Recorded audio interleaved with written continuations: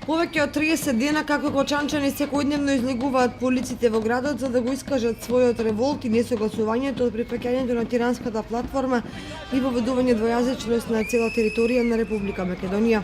Вела дека не се изморени, дека секојдневно ќе бидат присутни на протестите се за решавањето на политичката криза во државата.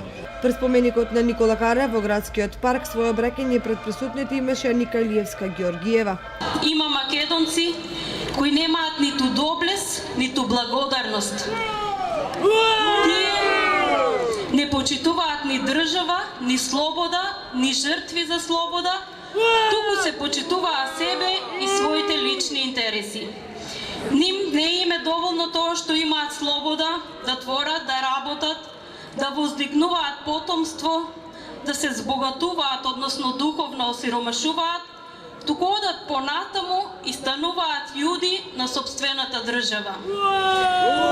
Сакаат да продаваат и крчмат нешто што не е нивно. Нешто што е свето и со крв спечалено. Протестите ќе продолжат во наредните денови, информираат од граѓанската иницијатива за заедничка Македонија.